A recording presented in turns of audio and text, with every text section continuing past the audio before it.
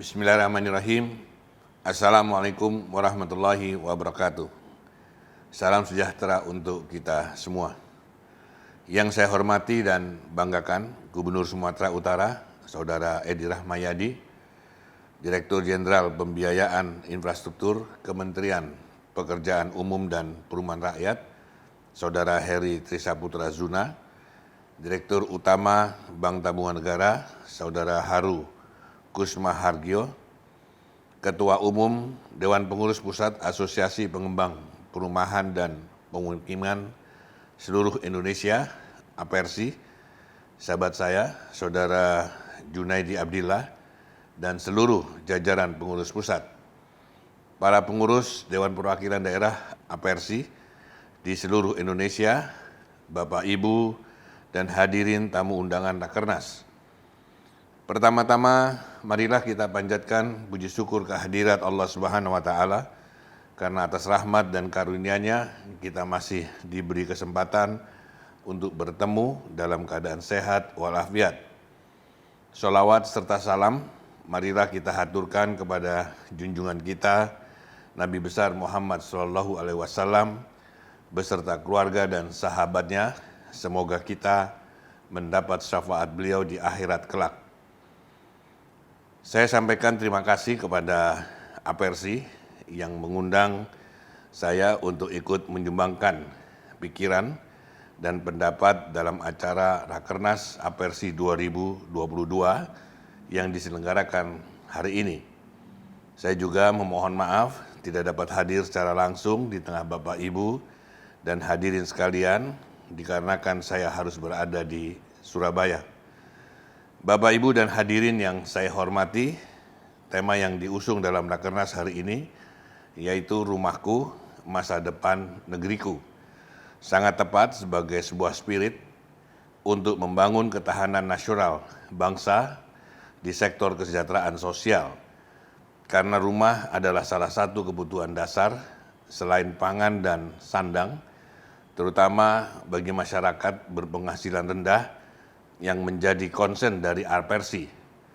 Dan pemenuhan kebutuhan rumah telah menjadi amanah proklamator bangsa ini, Bung Hatta, karena sejak awal berdirinya negeri ini, Bung Hatta telah menyebut dan mendorong pentingnya penyediaan perumahan yang layak bagi seluruh masyarakat Indonesia. Founding Father seperti Bung Hatta sudah memikirkan penyediaan papan yang dinyatakannya saat Kongres Perumahan Rakyat Sehat di Bandung pada tanggal 25 sampai 30 Agustus 1950 yang sekarang kita peringati setiap tahun. Urusan penyediaan papan berdasarkan pemikiran Bung Hatta ini disebutkan akan bisa diselesaikan dalam jangka waktu 100 tahun karena seluruh masyarakat berhak atas hunian yang layak dan berkualitas sebagaimana amanat konstitusi.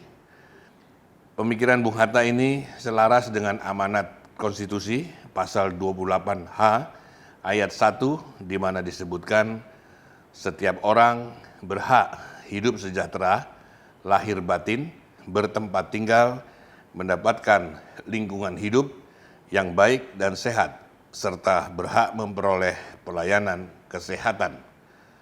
Sayangnya, seiring perjalanan waktu dan keterbatasan pendanaan yang menjadi kendala utama dalam pembangunan rumah rakyat, khususnya MBR, hingga kini backlog menurut data survei Sosial Ekonomi Nasional tahun 2020, angka backlog kepemilikan perumahan mencapai 12,75 juta. Jumlah tersebut juga belum termasuk pertumbuhan keluarga baru yang diperkirakan sekitar 700.000 hingga 800.000 per tahun. Kebutuhan penyediaan rumah bagi masyarakat ini bisa dipenuhi sekitar 40% oleh privat sektor, sedangkan yang berasal dari intervensi pemerintah hanya sekitar 20%. Sisanya yaitu sebanyak 40% tidak dapat terpenuhi, sehingga dengan itu disebut dengan backlog. dari jumlah yang belum terpenuhi tersebut, 20% mampu membeli rumah tetapi memerlukan bantuan pemerintah berupa subsidi. Sedangkan 20% sisanya sama sekali tidak mampu memiliki rumah. Tentunya jika tidak ada solusi yang tepat, selisih kebutuhan masyarakat tersebut akan terus menumpuk hingga ke tahun-tahun selanjutnya. Kalau setiap tahun dibutuhkan sekitar 1 juta rumah dan hanya 60% yang bisa dipenuhi baik dari privat maupun intervensi pemerintah, akan selalu ada backlog. Inilah menjadi masalah kita bersama. Selain itu, urbanisasi dari daerah ke kota yang cukup tinggi akan melahirkan ancaman tersendiri, terutama berkaitan dengan pemenuhan kebutuhan tempat tinggal. Urbanisasi yang dilakukan tidak terstruktur menyebabkan semakin banyak masyarakat urban yang tinggal di tempat yang kumuh dan makin sulit pula mengaturnya. Dan ini telah menjadi persoalan kota-kota besar di Indonesia. Untuk itu perlu respons polisi mulai dari sekarang. Masalah backlog perumahan tidak akan berhenti karena setiap tahun angkanya akan terus bertambah dan memiliki dampak ikutan. Bapak, Ibu, dan hadirin yang saya hormati, sektor properti dan perbankan merupakan dua sektor yang berkesinambungan. Kedua industri ini menjadi andalan dalam pemulihan ekonomi pasca pandemi COVID-19. DPD RI mengapresiasi kiprah direksi dan seluruh pegawai Bank BTN yang selama ini menjadi bank yang terus mendorong percepatan pemulihan ekonomi nasional di sektor properti, khususnya perumahan. Pengalaman BTN yang melahirkan pola pembiayaan melalui KPR menjadikan BTN mempunyai track record yang sangat panjang dalam mengurusi sektor perumahan.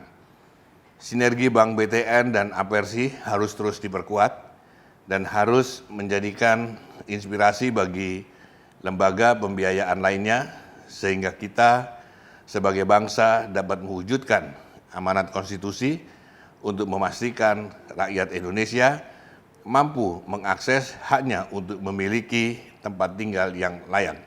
Semoga Rakernas Apersi 2022 hari ini di Medan, Sumatera Utara memberikan banyak manfaat bagi bangsa ini dan tetap menjadikan Apersi berada di koridornya sebagai asosiasi pengembang yang fokus kepada rumah subsidi. Kiranya itu yang dapat saya sampaikan sebagai pemantik semangat untuk terus mengejar apa yang seharusnya kita siapkan sehingga kita menjadi bangsa mampu menghadapi tantangan dan perubahan global yang terjadi. Wabillahi taufik wal hidayah. Wassalamualaikum warahmatullahi wabarakatuh.